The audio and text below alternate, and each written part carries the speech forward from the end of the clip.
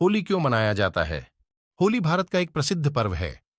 सतयुग में माता दिति और आरष्य कश्यप के पुत्र हिरण्यकश्यप और हिरण्याक्ष थे। हिरण्याक्ष एक दमनकारी असुर था।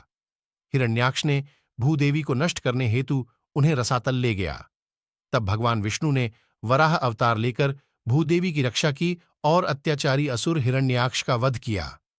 अपने छोटे भाई के वध से हिरण्यकश्यप बहुत ही क्रोधित हुआ और विष्णुद्रोही बन गया। उसे नारायण पूजा से क्रोध होने लगा। हिरण्यकश्यप का विवाह कयाधु से हुआ, जिससे उसे प्रहलाद नामक पुत्र की प्राप्ति हुई। हिरण्यकश्यप ने मनचाहे वरदान के लिए ब्रह्मा की तपस्या शुरू की। इस दौरान देवताओं ने उसकी नगरी पर आक्रमण कर दिया और वहां अपना शासन स्थापित कर लिया। उस समय देवर्षि नारद मुनि ने कयाधु की रक्षा की और अपने आश्रम में स्थान दिया। वहीं पर हिरण्यकश्यप के पुत्र प्रहलाद का जन्म हुआ। देवर्षि नारद मुनि की संगत में रहने के कारण प्रहलाद भगवान विष्णु का भक्त बन गया। उधर कई वर्षों तक तपस्या के बाद हिरण्यकश्यप को ब्रह्मा ने दर्शन दिए। हिरण्यकश्यप ने वरदान मांगा कि मेरी मृत्यु मनुष्य या पशु के हाथों न हो, न किसी अस्त्र शस्त्र से, न दिन रात में, न भवन के बाहर और न ही अंदर, न भूमि न आकाश में हो, मेरी मृत्यु हो। कुल मिलाकर अपनी समझ में उसने अमृता का वरदान मांगा। ब्रह्मा ने उसे यह वरदान दे दिया, किंतु इसके बाद वह निरंकुश हो गया। वह ऋषि मुनियों की हत्या करवाने लगा और स्वयं को भगवान घोषित कर दिया। किंतु स्वयं उसका पुत्र प्रहलाद विष्णु भक्ति में लीन रहता। यह बात हिरण्यकश्यप को पता चली तो वह गुस्से से फट पड़ा। हिरण्यकश्यप ने अपने पुत्र प्रहलाद को प्रेम, लोभ, मोह, भय सब प्रकार से समझाने का प्रयास किया कि विष्णु असुरों के शत्रु हैं। परंतु प्रहलाद की भक्ति दिन प्रतिदिन बढ़ती गई और अपने पुत्र को विष्णु भक्ति करते देख हिरण्यकश्यप सह नहीं पाया। उसका क्रोध सारी सीमाएं लांघ गया। अब वो अपने ही पुत्र को मृत्युदंड देने की चाह रखने लगा। हिरण्यकश्यप और हिरण्याक्ष की बहन थी होलिका।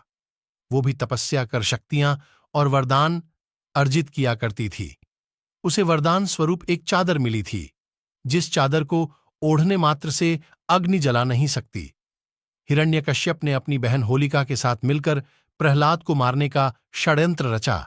उसने प्रहलाद से कहा, यदि उसे अपनी भक्ति पर भरोसा है तो वह अपनी बुआ होलिका के साथ अग्नि में जाकर बैठ जाए, अन्यथा विष्णु भक्ति त्याग दे। ये सुनकर प्रहलाद अपनी भक्ति के सहारे उस अग्नि में बैठने को तैयार हो गया। लकड़ी की बेदी बनाई गई और उसके चारों ओर अग्नि का प्रबंध किया गया। होलिका अपनी दिव्य चादर ओढ़कर बैठी, जो उसकी रक्षा अग्नि से करने वाला था, और उसकी गोद में प्रहलाद बैठ गया। अग्नि प्रज्वलित की गई, परंतु भक्त प्रहलाद तनिक सा भी विचलित नहीं हुआ। वो अपने भगवान में ध्यान मग्न हो गया।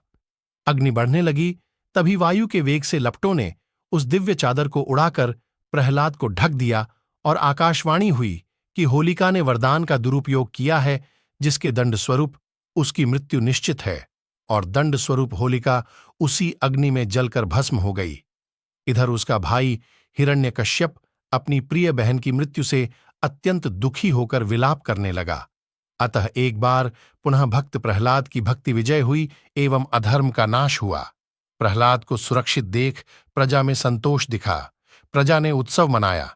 ये बुराई पर अच्छाई की विजय है, अधर्म पर धर्म की विजय और क्रोध पर प्रेम की विजय है।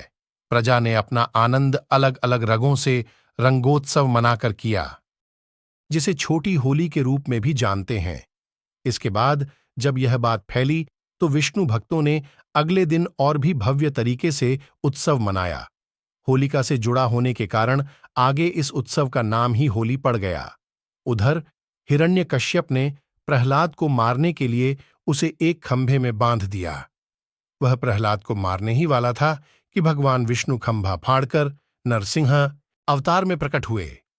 उन्होंने हिरण्यकश्यप को उसके भवन की चौखट पर ले जाकर संध्या के समय अपने गोद में रखकर नाखूनों की सहायता से उसका वध कर दिया। इस तरह ब्रह्मा का वरदान भी नहीं टूटा और अत्याचारी राक्षस का अंत हो गया। भगवान ने भक्त प्रहलाद को उसका उत्तराधिकारी बना दिया। दोस्तों, आपको ये जानकारी एवं कहानी कैसी लगी? कृपया कमेंट करके जरूर बताएं। वीडियो पसंद आया हो तो लाइक करें और ऐसी ही और भी बहुत सारी कहानियों, कथाओं एवं जानकारियों को सुनने के लिए चैनल को सब्सक्राइब जरूर करें। धन्यवाद।